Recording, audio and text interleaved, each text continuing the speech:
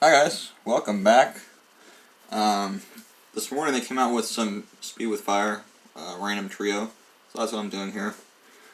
I'm enjoying it. I like it a lot. It's pretty similar to Speed with Fire.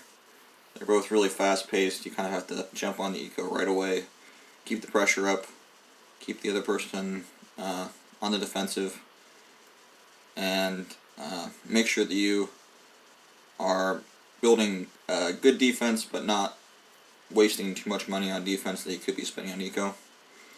With this, the games often end a lot sooner than with Speed with Fire. The latest I went here was probably like round 18 maybe, and that's a lot longer than most of the rest of the battles I went in. I'd say probably the longest besides that would be like round 13.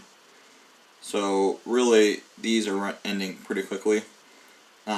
Speed with Fire, it's either going to end like round 6 or it's going to go a decent amount, like round 6, round 7, round 8, or it's going to go round 13 or something like that. I mean, it really depends, but they definitely have the opportunity to go a lot longer. Speed with Fire, I have gone late game quite a few times. With this, I would not consider round 18 late game at all. So, usually a lot quicker of matches, which is good if you're trying to push on the leaderboards. You can get a lot of medallions quickly. So with this, I would say it's even more important that you get camo and that you're paying attention to that. With Speed with Fire, you know what you need to do. Both people pretty much have a set strategy that they know what their strategy is and how to make sure that they can get camo and lead and all that stuff. But with this, usually lead's not that big of a problem, but camo is almost every time it'll be a problem. It might be a problem because you only have sniper, and that's not going to do very well against a bunch of pinks, or you could be like this where you have ice tower, attack shooter, and bomb tower, which just cannot see lead, period. So it's not going to go past round 12. Basically, you're just trying to either kill them before round 12, which should obviously be ideal, or get as many lives off of them before round 12 and save as many of your lives so that you have an advantage. So if you both send camo pinks right at the exact same time, you'll be able to beat them out because you've got just a few more lives. And so I did the exact opposite of that. I went too hard on the eco and I just gambled away like 100 of my lives, which is not good. So I knew that I needed to make up some ground because I probably was not going to be able to get them down from 100 lives behind. So I did pretty well there. Got like 50 lives, and that's making at least partially within range. I'm still laying a tower there just to make sure I have plenty of money, and I just barely managed to eke out the victory.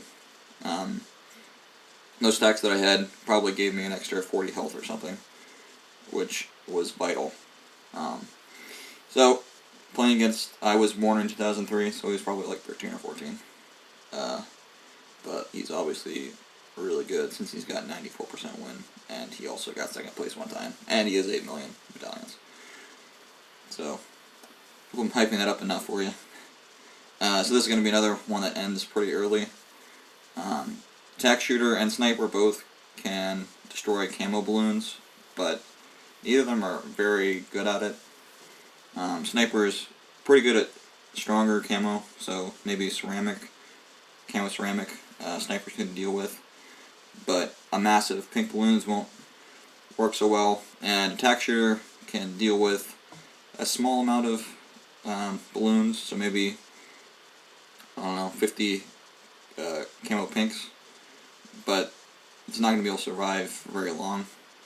So this is probably going to end round 12, if not before. So kind of just have to take that into account. Play a little bit more defensively. Make sure that you try to save every life you can. Because if you're both sending round 12, you've got to have that little bit of advantage by having a few more lives. So I'm playing pretty conservatively. I got that tack shooter, and I really like that I did that. I think if I play this in the future, I'm going to do that more often, because it can actually really make a big difference for these battles, because there aren't that many lives going through, because the rounds are so early on when you die, so it can really give you a lot of extra lives. But I didn't end up needing it. Took him down pretty easily. He put down like 10 snipers, and that's not usually the best strategy, especially when they're all on first. So here's another in the same battle arena park. It's a temple or whatever. I think, yeah. So another, probably gonna end on round 12. Got snipers and attack shooters again. Well, attack shooters this time, and Spike Factory. So just trying to keep him on his heels just like normal. Make sure that I'm trying to chip some lives away. He's got the advantage right now a little bit, but he maybe messes up a little bit there by putting that attack shooter there. It's not doing a great job. I like my spot a little bit better. Seems to be working, actually not that well, but I'm trying to get him to boost right here. I know round 6 is coming up, and he's being smart and not boosting yet. And so I sent him some yellows, and he has to boost, because he probably would have gone down there otherwise. So I'm ready for the boost, since he's probably going to send me yellows. There he goes, and at this point it's pretty much game over, because his boost runs out, and I've got more than enough just to send him infinite amount of yellows until he just dies. So that guy was obviously pretty good too. I mean, judging by his ratio and his first place medal. Yeah, kind of another quick ending battle. So this guy is kind of, I just have this in here as kind of a lesson. He's a good player, but he chose a poor way of playing this, in my opinion. He decided to start with a sub, which isn't very good early on. Right off the bat, you want to get something that can pop a lot of balloons, a lot of slow-moving balloons. So the Buccaneer's a lot better for that. It's basically like a dart monkey. It's a little bit more expensive, but it's got exactly the same popping power. And the sub just doesn't have that much popping power until you get airburst darts. So you just have to kind of be aware of that, try to get some good popping power, and just always send. Whether you're sending eco or you're sending the faster or stronger balloons that are on the lower level, just kind of try to keep your opponent on the defensive. So that's all I've got for you. I hope you enjoyed it, and if you did, I hope to see you back in another video.